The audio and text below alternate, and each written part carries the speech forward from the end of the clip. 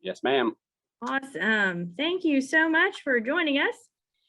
We really appreciate it here on the NASCAR Camping World Truck Series Playoff Media Day. To all the media who are here, we will get to as many questions as we can in the time that we have with Matt.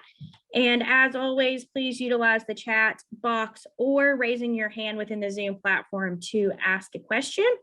And all video and audio will be uploaded to NASCARmedia.com. All right, to kick us off with questions, we're going to go to Marty with RSN Trackside. Go ahead, Marty. Thanks, Amanda. Hey, Matt, thanks for the time, man. There's an opportunity that I'm not sure has been talked about a lot this season, but tying Ron Hornaday for the most truck championships. A guy like Ron won his 4th title at age 51. You're 45.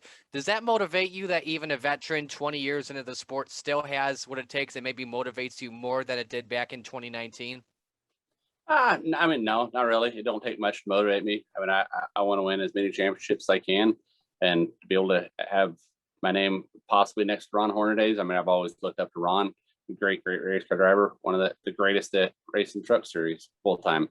I say it would be very cool without a doubt, but we definitely have some work to do. Maybe have you possibly had conversations with Hornaday about the chance at tying him, or not really?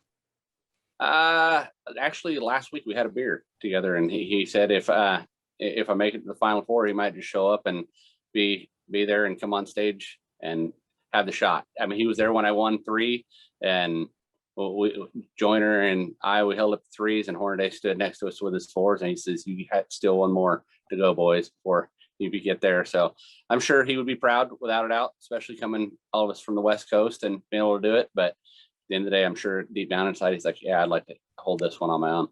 That's awesome to hear. Good luck these next few weeks, Matt. Thank you. All right, we'll take our next question from Taryn Wack. Go ahead, Taryn.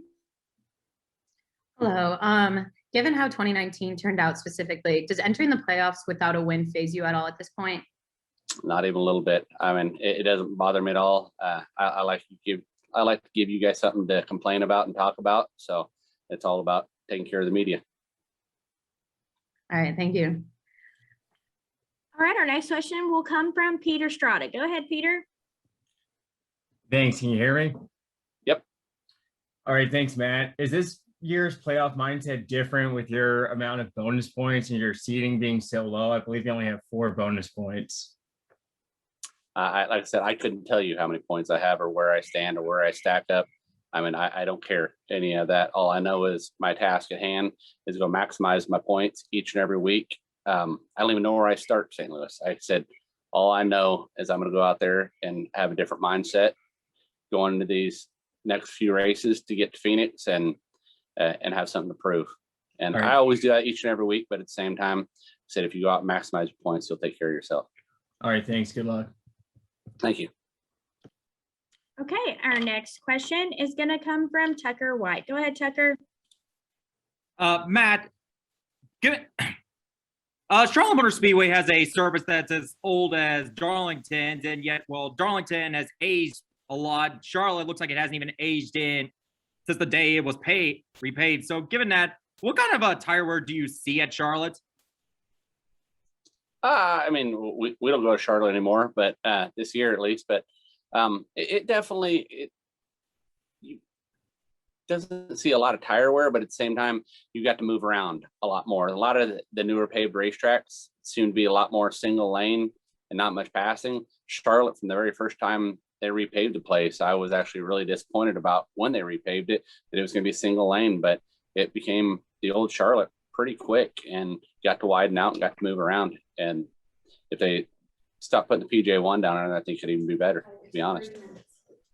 All right. And what was the story with that conversation you were having on the phone earlier? About what?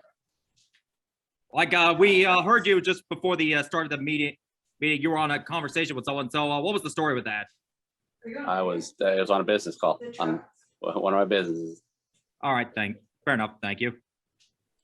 No. All right, we're going to take our next question from Kyle Dalton. Go ahead, Kyle. Hey, Matt. So I know everything's focused on the playoffs, but last race there was an incident with the 22 car. So I was just curious if there was resolution, because I know Junior Joyner was super hot on the radio. So if anything came of that at the end of the race. I went and had a talk with him and discussed it with him, and and he admitted he overshot the corner without a doubt, and he made a mistake. So that's all I can ask is at least they said I made a mistake and didn't do it on purpose. And I don't see the kid usually not making those mistakes. And it is what it is. We move on and just go race these next playoff races and move on from that. All right, our next question is going to come from Vince Welch. Go ahead, Vince. Hey, Matt, what do you feel like you guys have to be better over the course of these next 7 races than where you've been during the regular season? Just at the start of the race, just being better at the start of the race and not playing catch up. I mean, we've just been behind the 8 ball when the green flag falls, and that has to do some of it with me and just all of us. Just as an organization, we haven't been what we think we should be when we drop the green flag and tuning on the trucks and making big changes throughout a race, and we make it a lot better. But we definitely need to be a little bit better at the start to be able to maximize our stage points. It's the same for everybody, I realize, but the modified pit stops, what do you think about that? Does it impact strategy at all for you at all this weekend? How do you see that? I mean, I like having live pit stops, great, but at the same time, it gets rid of the pit strategies and people. When you're racing for a championship, it's tough because you have to go out there and maximize your points. And when you got the 9 guys that from 9th on back or whatever it is, 10th on back that aren't raced for a championship, they just come in early. If there's a yellow even close to the stage end, they just come in and pit, and we have to stay out and so it always puts us at a deficit when you're racing for a championship. So now at least we don't have that deficit to crawl back out of each and every week.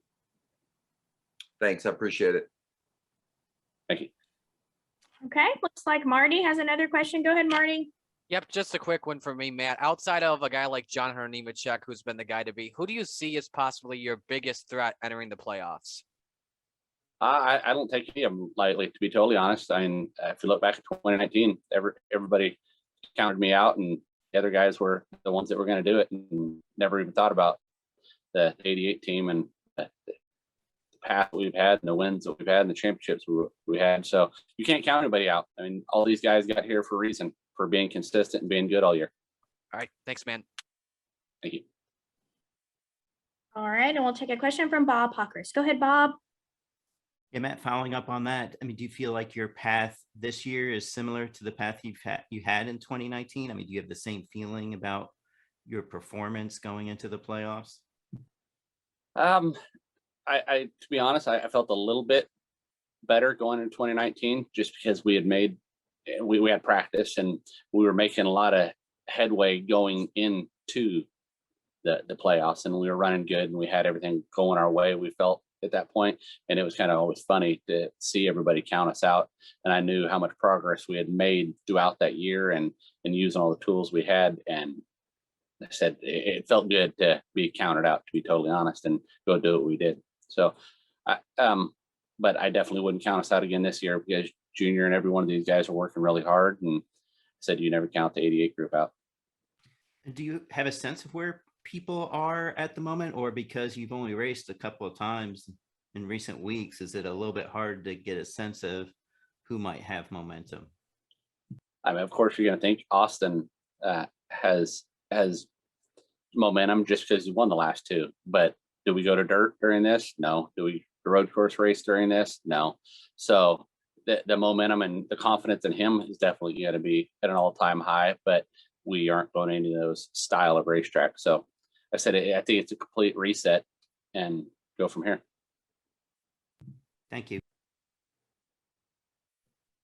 All right, Matt, thank you so much for your time, and we wish you the best of luck in the playoffs. All right. Thank you. Appreciate it. Do I need to let anybody know that the next call I was going to make? No, you're good. You're Thank good. I did end up muting you through most of that. So thanks again, Matt.